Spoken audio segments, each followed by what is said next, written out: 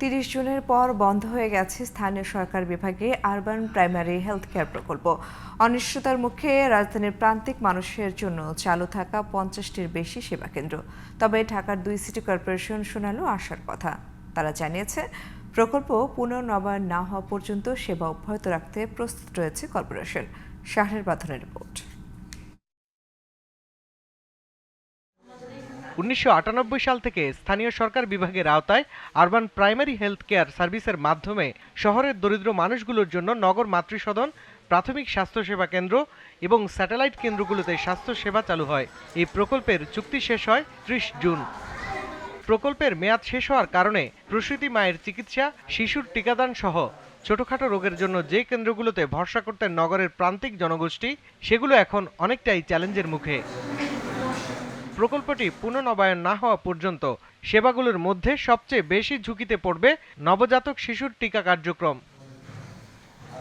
তবে ঢাকা দক্ষিণ city corporation জানায়, তারা দ্রুত বিকল্প ব্যবস্থা নিয়েছে যাতে করে শহরের দরিদ্র জনসাধারণ স্বাস্থ্যসেবা থেকে বঞ্চিত না হয়। স্থানীয় সরকার বিভাগের একটি প্রকল্প ছিল urban primary health care project. সেই প্রজেক্টের আওতায় আমরা মূলত মাতৃকালীন, তারপরে প্রসূতিকালীন এবং যে নিউবর্ন বেবি তাদেরকে টিকা দেওয়া, এই কার্যক্রমগুলো আমরা এই প্রজেক্টের আওতায় দেওয়া হতো। মন্ত্রণালয় এবং আমাদের সিটি কর্পোরেশনের অর্থায়নে এই কাজটা আমরা কন্টিনিউ করব। কাজেই কোনো সার্ভিস কাটেল হবে না, কোনো এই যে সার্ভিস আমরা দিতাম এটা কোনো রকমই ব্যাহত হবে না। ঢাকা উত্তর সিটি কর্পোরেশনও বলছে, প্রকল্প শেষ হলেও সেবার গতি কোনোভাবেই থামবে না।